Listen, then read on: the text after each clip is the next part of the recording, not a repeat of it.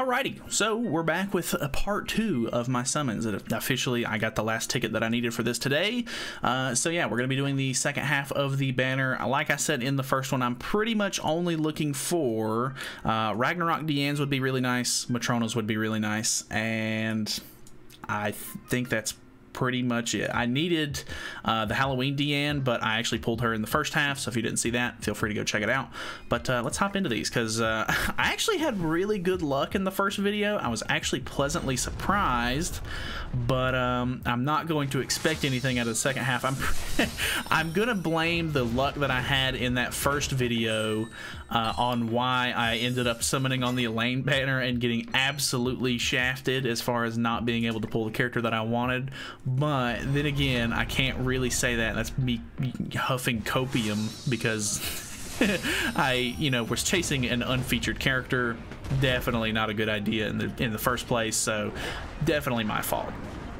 But oh well, it is how it is. I can't really do anything about it, so it's over with. I've already come to terms with it. Hopefully my next summons on an actual banner will be decent, which I think will end up being the new... Nice. Okay, well, we're gonna skip because it's really far in. Another droll. I get a lot of drolls on this banner, which isn't bad, but there's only 2 drolls and there's so many Dianes, and I would kind of like to have a red Matrona. But yeah, I think the next banner that I'm actually going to be summoning on is the new Ragnarok character, Jormungandr, which is pretty cool. I'm still pretty hype about her coming out. I was actually kind of skeptical about it whenever she first came out, because I was like, she's probably not going to be like super good like initially on release.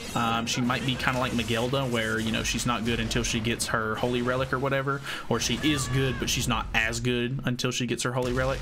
But surprisingly, from what I've been looking at, a lot of people are being able to beat the deer pretty consistently with a bit more variety on their teams and stuff like that, so that is definitely a huge plus. People are using teams that don't require Trader Melee, which is honestly a big plus for people who, 1, don't have Trader Melee, or 2, don't want to have to deal with the RNG of using Trader Melee, because he also kind of like bogs down your card draw and stuff like that, because he doesn't contribute to the color wheel, because that's how the deer works and everything. So looking forward to her. The Bond banner is actually coming out next week, the Ragnarok Bond banner, and I could not be less hyped about that. I don't really know why they decided to release these, like those 2 banners separately. I feel like that would have been an easy way for them to just bundle a bad character with a good character that people are gonna summon for regardless. Because, I know that some people are probably going to skip Jormungandr, but at the same time, I think that because Magelda ended up being so good, people are going to be a lot more wary on skipping her because they don't want to miss out on the next Magelda, I think. So kind of puts people in a weird situation where, even though Bond's banner is it's a step-up banner, so it's actually halfway decent value. Like, you get him pretty cheap. It's just he's just not very exciting. He's not a hype character at all. He's not like a overly good character.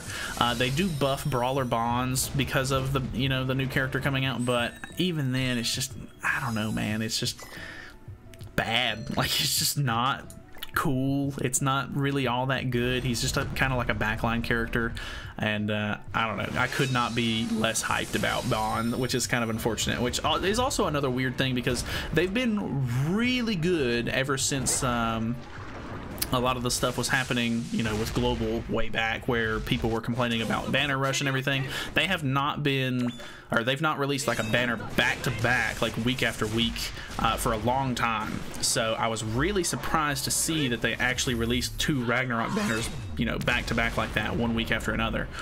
So I'm not really sure what to think about that. It's actually kind of like thrown me for a bit of a loop, but altogether, the Bond banner's kind of easy to skip. That's actually very pog, very good, nice. Another one? No. All right, I'll take that all day. I don't really use red Matrona all that much, but she's somewhat newer, and having the the extra ult level will get a little bit more damage on the board when I do use her, so that's at least good.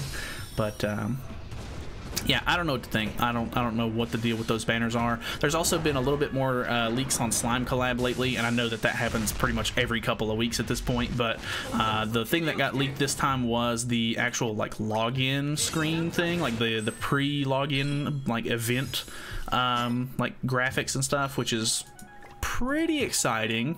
I've recently started watching the actual Slime collab, or like the Slime anime itself, and it's actually very good. Like, I've always heard good things about it, and I've been kind of like, I don't know if I really want to watch it or not, but finally got around to it. Nice, got an SSR. Oh, it actually upgraded her too.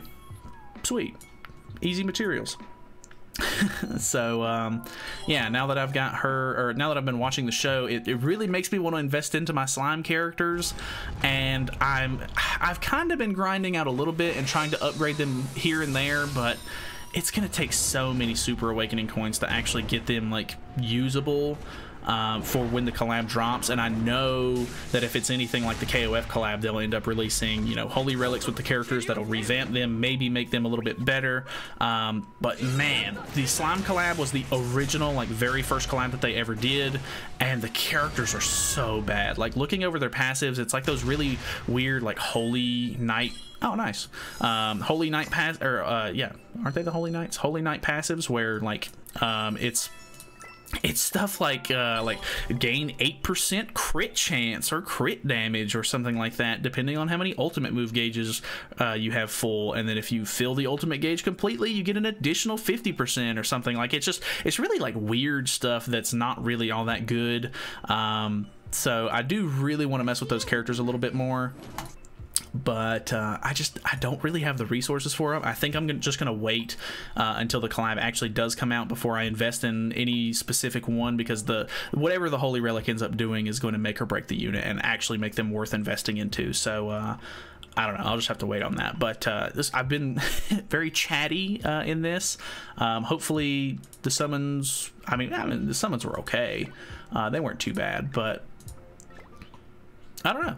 The banner's over. Hopefully you guys actually got some halfway decent stuff out of this. I know that a lot of people weren't super excited for this this banner, because it's just a whole bunch of you know, Dianes, but not the worst thing in the world. Oh, I actually have her 6/6, so that's actually just a easy coin. Kind of nice.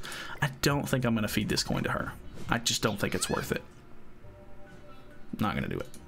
Either way, maybe I'll use those for Super Awakening on the Slime collab units. Probably not, but either way, talked a lot. Hopefully you guys enjoyed the video. Thank you guys so much for watching. I know that these summons are, you know, free, so they're not super exciting or anything like that, but I hope you enjoyed. So anyway, thanks for watching. See you in the next one.